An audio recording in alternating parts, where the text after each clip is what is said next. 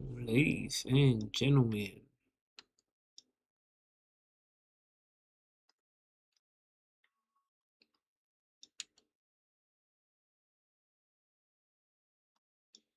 all right, let's go over the S&P 500. Let me break down what happened the last 12 hours or so. So yesterday we got conversations, or the president said that he wasn't gonna strike Iran. Um, mm, the whole China thing already happened. Nothing happened with what happened. Boeing, Boeing, Boeing. Yeah, they're buying cars. Yeah, whoopty doopty, airplanes, whatever. Whoopty doopty. Um, so now Iran is still on the play. We're waiting for the Fed tomorrow, and we're waiting for Nvidia tomorrow. So the only reason the market is gonna go down is yields. If yields did just create a new, not new all-time high, but they did break. Where they at?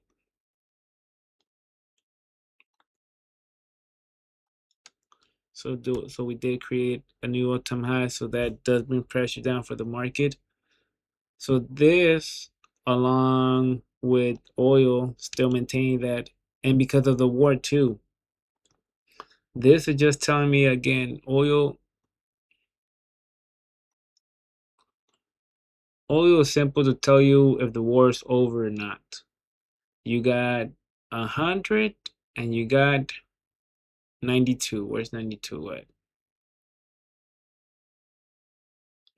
96, my bad. It's 96. So you got 96 and you got 100. In between 96 and 100 is neutral. Above 100, we're into war, we're escalating into war. Below 96, we're de-escalating into war. De-escalating into war, especially 92. And 92, we're fucking, oh hell, kumbaya, you guys, we're fucking war's over. But in between 92 and 96, we're still out of the war, but it's more of a de-escalating. It could end, but there's still tensions there.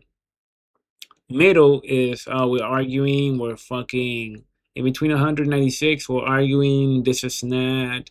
We may be bombing each other with this is that.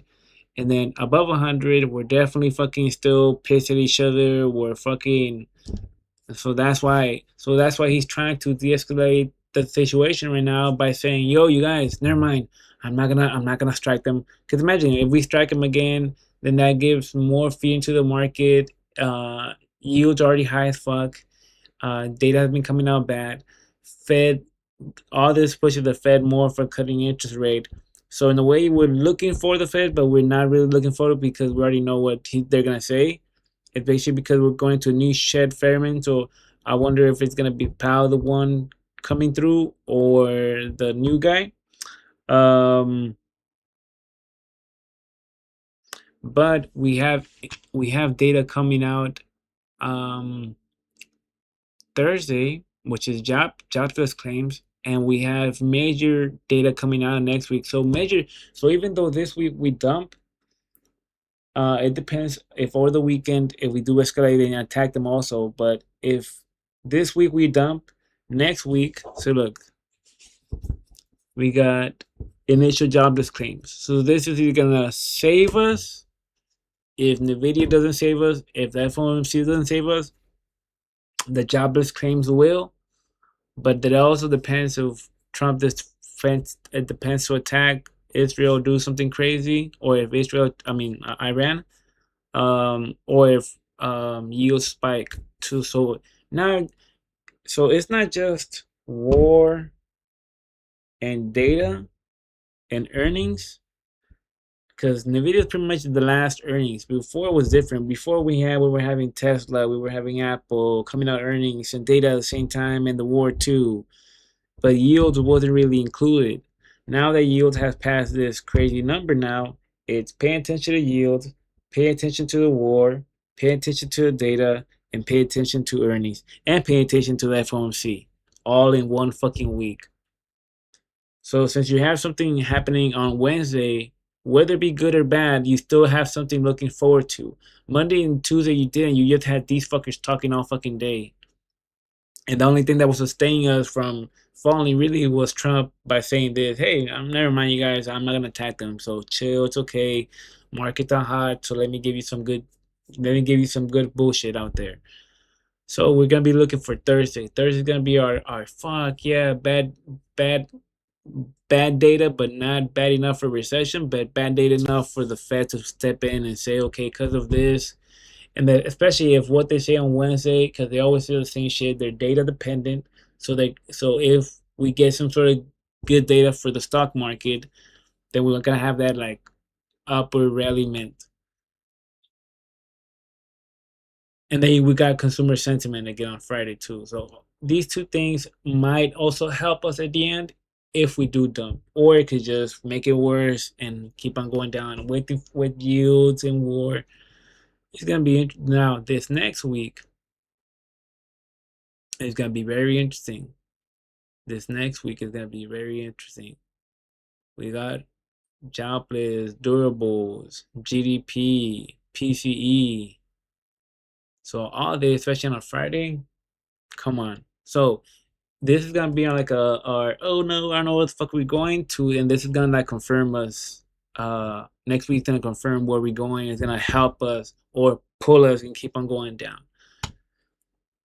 So let's go back to the S&P.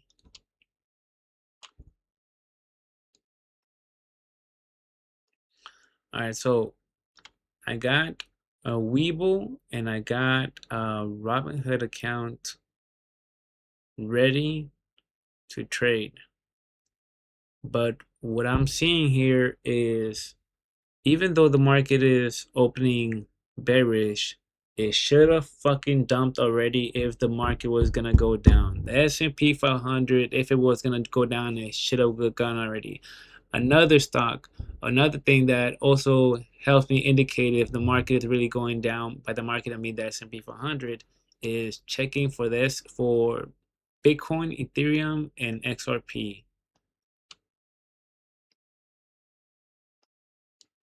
And you see how, so if you start looking at where the Bitcoin and where Ethereum are holding at, they pretty much are telling you, yo, we're fucking ready to dump, or we're gonna get some.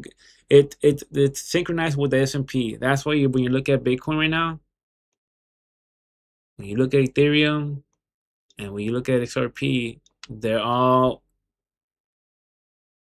look like the S&P 500, but they're telling you what the S&P 500 is gonna do, is about to do. Bitcoin, Ethereum, and XRP, especially Bitcoin, Ethereum, they were more synchronized before to the S&P, but ever since October 10th, whatever, it had that drop all of a sudden, and then the S&P followed before, and with that drop, the Bitcoin followed with that too. So it attached itself again or whatnot. So now, when I want to know if S&P is going down, I'll check Ethereum, Bitcoin, and XRP. So look, if you see Ethereum on the weekly, it's hanging on the 50 fucking Fibonacci. So that means from here to here, this is 50 right here. And what a coincidence becoming, because where you see how the S&P is at, how it's holding, how it wants to drop. If you see the data that we have, the FOMC, the NVIDIA, it's showing you right here. It's showing you like, yo, we're gonna have bad news if we fall. And once it gets here, it's really gonna be screaming you, hey, either this is the bottom for the market, we got scared, we got spooked, and by that I mean S&P too, or we're gonna start dropping, especially when Ethereum gets in this price right here too, right here. Yup. And not just that, right now, see, we're hanging above a 3 monthly. This is where we closed last week. We closed a 3 monthly, so we're hanging right above a 3 monthly. We're also heading into another crucial area that we do come here. We're going to create support and bounce up here. We're hanging on the trend line. There's a trend right here. Actually, there you go, right here. There's a trend right here. Purple line right here. And as it comes down to this area, we're going to be testing that monthly trend line, which is again telling me that there, yo, we're gonna create support here, or we're gonna start dumping, and the S&P is gonna fucking start dumping too. That's what Ethereum's telling me. Or we need to break this 50 Fibonacci, not break it. We need to hold it for the market to give us, all right, cool. We're gonna give you more time. But that's why I like to check on Ethereum. Ethereum lets me know where the market's heading, where it could drop, what's going on.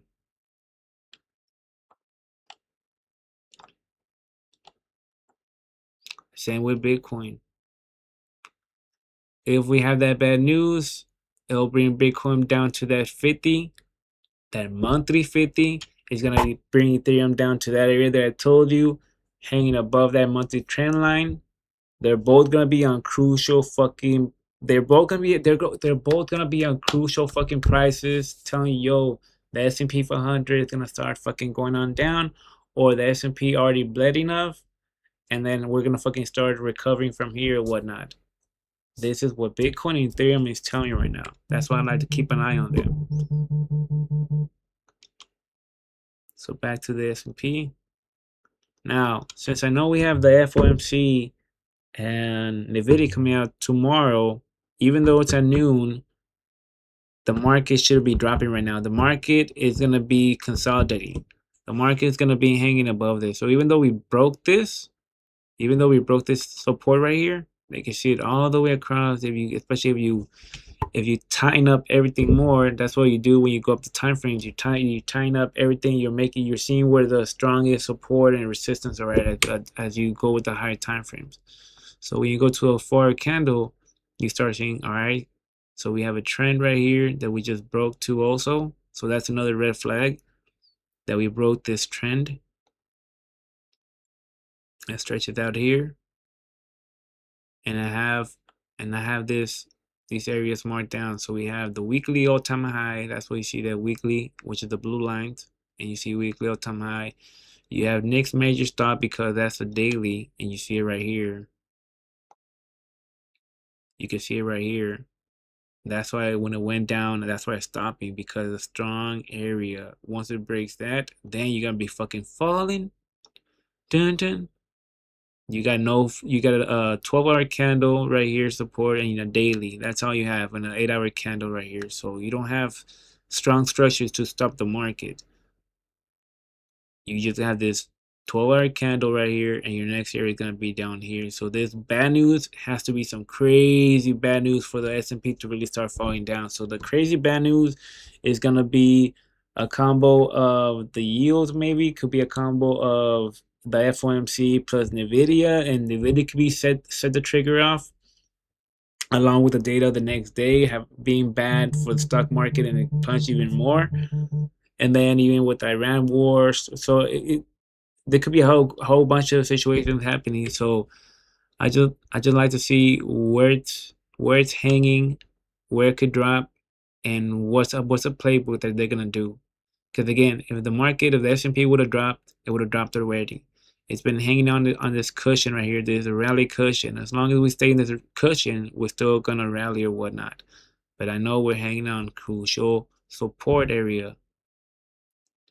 So notice how we're trying to maintain right above it, right above that support that we just broke.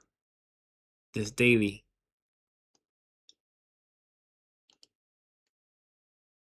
And that's why I put next major stop resistance. You have this Fibonacci right here. So anyways, not to the 4-hour candle, not to the 1-hour candle. So once I saw this trade happen right here, see, on options, a lot of motherfuckers seeing this shit right now got too into the emotions and went for a sell. But then you also gotta be thinking, why is it going down? Why is it going down if the FOMC and Nvidia is coming out tomorrow? In one day, not 3 days from now, not tomorrow. So what the market is doing, because they don't know what's going on, because we have again war, oil, yields, um, the FOMC, the FOMC, Nvidia coming out tomorrow, all this shit put together. So so what I see happening is, if anything today, we're gonna fall.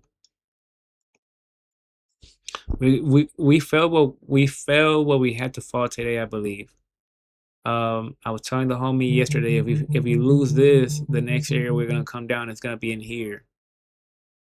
And I don't really see it going below this down here. I see it more playing this box, because again, we have the FOMC and the video coming out tomorrow. So we're gonna play in this box. We have a 4 candle about to close, so we're most likely gonna start pushing from here, because again, we want to get above this price right here. This price is very important, 7,367, because we were on a trend line, we broke it. So now that trend line cancels, I'm gonna take that off. Well, it's an 8-hour candle, so either at the end of the day we're gonna close barely above it, or if we close below it, that cancels it, and that tells me there's more of a chance of market going down tomorrow or overnight. But if it chews up and close up here for the daily, that tells me this 8-hour trend line is still active, and overnight the market should be picking up because of earnings and the FOMC, but not as hard bullish, but just testing this upper region overnight. But if at 10 o'clock I see that we stay down here, then that's a different story.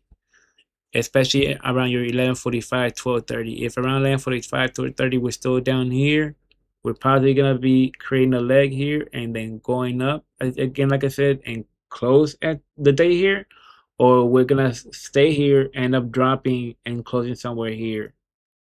Now that's really alarming me, that we could potentially be dropping overnight too to this lower region. But then where Europe picks it up and whatnot, we're gonna stay inside this box. I don't see this box breaking today at all. I see it just playing this area. But again, depending how we close at 10. If we close at 10 here, we're gonna go for the daily and close here.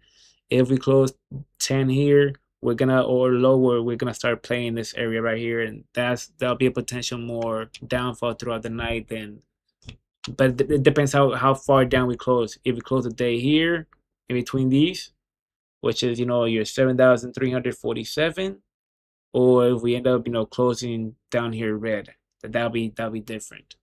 But again, since we have the FOMC and the Nvidia coming out tomorrow, that's why I believe that's what the market is not doing this. That's why I wasn't dumb enough to be like, oh, let me go for a sell on options. Oh, we're gonna go down definitely because the candle went down, and we broke a strong daily support, and we broke this daily right here. So a bunch of traders also went for a sell. Like myself, I went for a sell, but only with checking the volume and also checking what time it is. Sorry for all the scrambling, all the bullshit. It's a meeting. So I took advantage of the sell. Day trading only made like fucking $20-$30. On this move, that's once it started going on down, I was tempted on doing it, but I was like, nah. Your 7:45 to 8:30 is your crucial time. That's when the market is bullshitting people, and finally towards your 8:30, 8:45, it starts fucking correcting itself,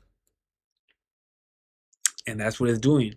Because I knew, again, you gotta know what are we looking for? What investors paying attention to? What I can't just follow the market and go for a sale just because the thing went down. Like, I gotta know who's talking. The president's gonna talk at. Watch. Let me show you the video real quick before I go into as long as conversations and whatnot. So let me show you. Let me show you real quick. Here you go. Okay.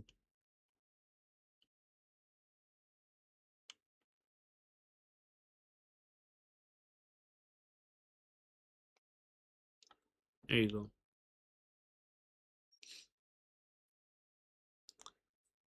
Structure, but fragile. The market, yeah, it's fucking bullish. Yes, for fragile. The market is bouncing. Middle East geopolitical risk, elevated oil prices, Fed uncertainty, yields, China, Taiwan concerns, Ukraine, White House policy headlines. That's the only thing that we have because normally we have data in the morning. We have some data that the market anticipates, so the market overnight will fly up and wait for it. But now we don't. We don't have no data, so it's just Trump talking and his tweets, and pay attention to the oil and the yields pretty much, and see what's going on geopolitical wise. But it's not like we have this data. Oh, look, today we're having this. Is We're not having that when we normally do. So the market, since the market doesn't have something to guide for, it's like, oh, well, now let's pay attention to Trump since he's the one that's moving the market.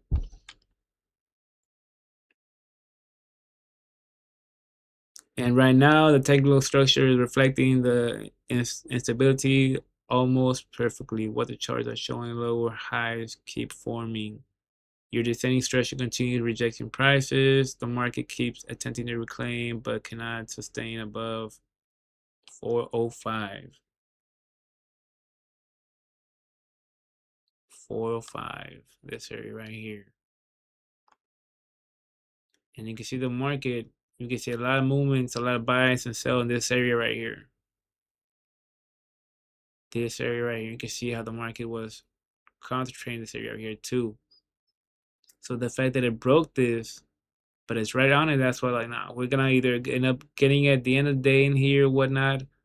Nah, and then we're not gonna fall like crazy unless we have some fucking. But we have the FOMC tomorrow in the video, so if we do fall tomorrow, overnight traders are gonna come in and push it up as we anticipate the FOMC, and not just the FOMC, but more the video, because the FOMC, I feel like we're gonna hear what everybody's gonna hear, like, hey, based on no data, blah blah blah blah, we don't see interest rates in the future, but if data comes up and it's bad, we're gonna step in and print money or whatever the fuck we're gonna do. Um, yeah, back to this. Buyers are exhausting, faster, momentum expanding, weaker, trap long, increase overnight. This is the more important level on board right now, 356. Like we said, it was fucking all the way up here, 356. 356. That's what we don't really want. This is not me seeing this shit to tell me we're bullish is getting in here. Getting back in here, being in this area up here. If we don't get even it, what you really want is to get inside this area here, just to show, because you're waiting for the Fed or for something and whatnot. And over here, you tell me you're still doing that, but you tell me that you're gonna start dropping more overnight, and then bouncing them overnight, and pick up in the morning, come to this area, because again, this area they want to come inside of right here. Your trend line should be coming somewhere here. Yeah, see, you want to get in here. Your trend line somewhere up here. But again, just to show some sort of effort that, yeah, we're still in here, we're still strong, get inside of here. Um,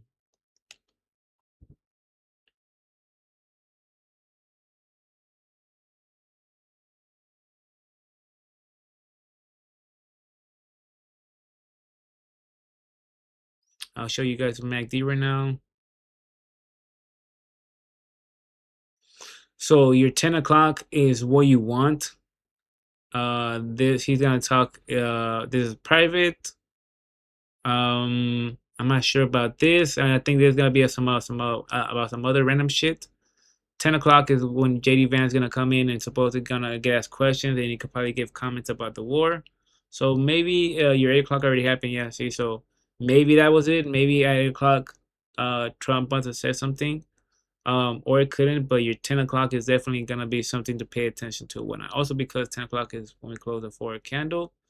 Um, this is gonna be after the market closes, so you're not gonna really gonna be able to do shit with it.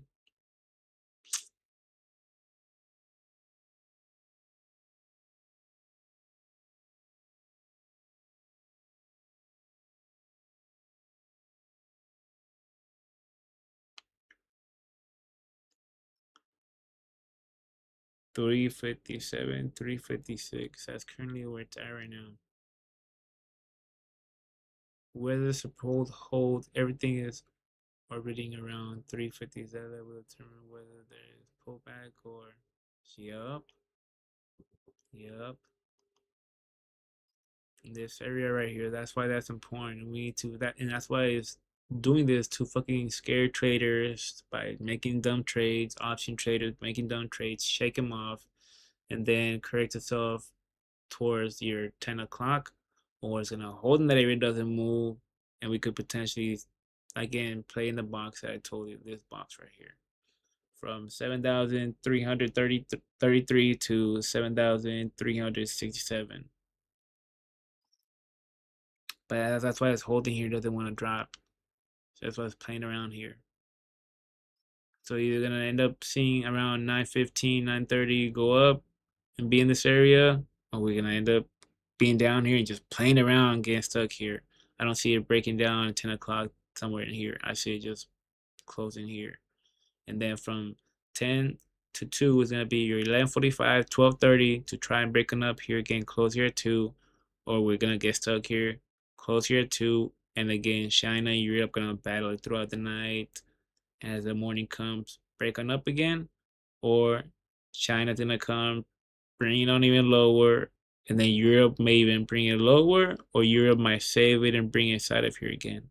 But it all depends where we close in this lower or upper region or high up here. And it'll tell you that how we close at 10 by figuring out if we close lower or higher, and it'll give you more confirmation, your 11:45, 12:30, where we are at 11:45, 12:30, if we're gonna end up breaking or breaking on lower.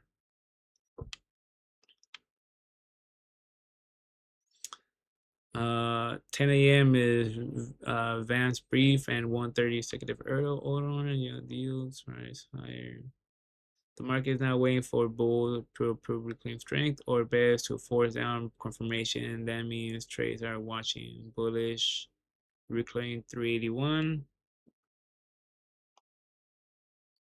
381 in this area right here. Yeah, yup. And then we will claim all this. Only then does upside expansion reopen. Yup. Target then becomes so and so and so and so. Bearish confirmation and prior rejects under 381 or 401.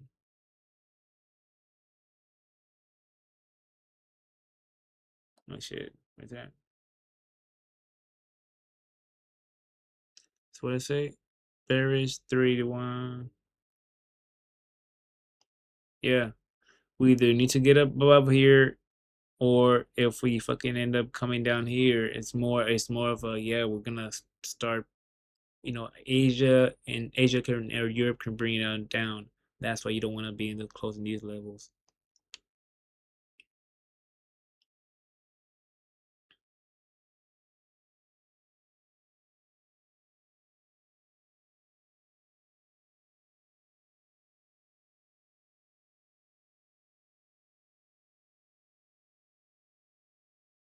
Mm-hmm. Yep.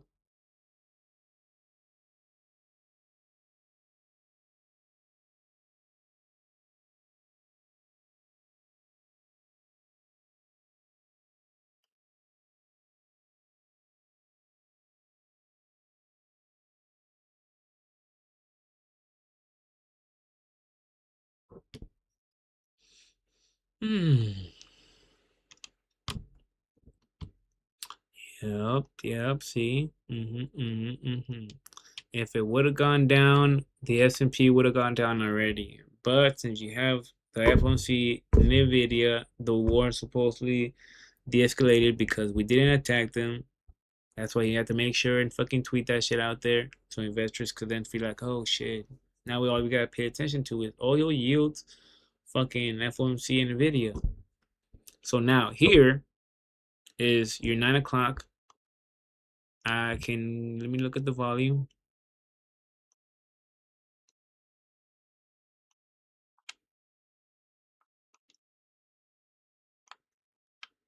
4 hour rise, 4 hour rise, right, 4 hour wise, we just crossed into Mexico, so that's bad. Very cautious about that, especially in a forward candle. 3 hour wise, we're also in Mexico, but we're hanging over these two boxes.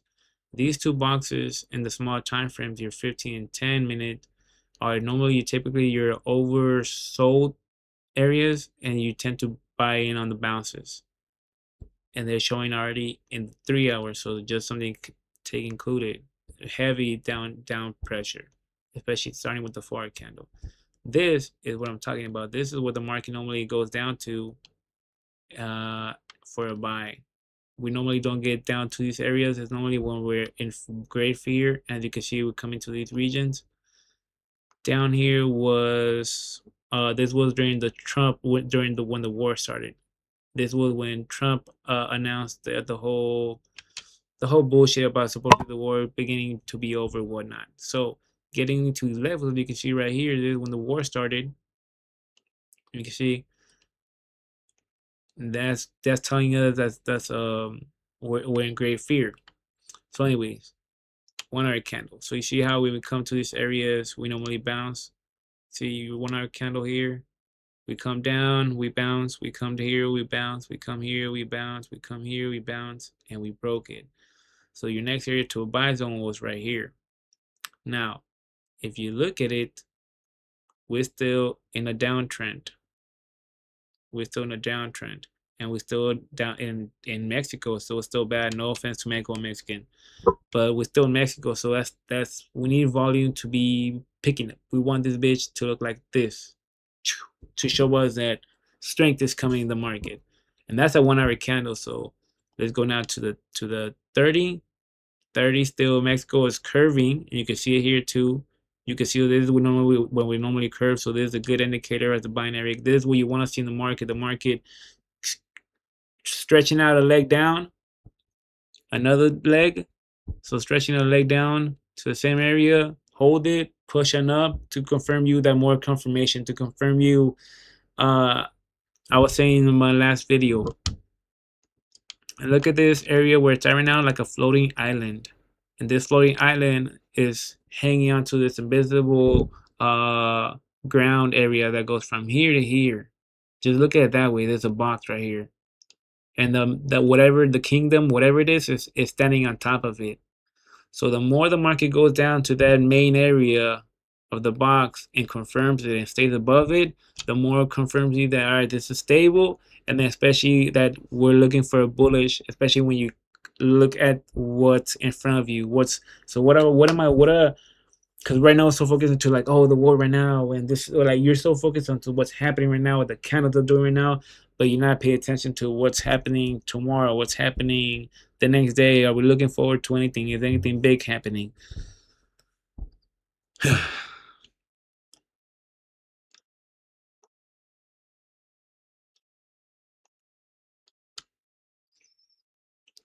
So the 30-minute candle, you also have this down movement, so that's also bad.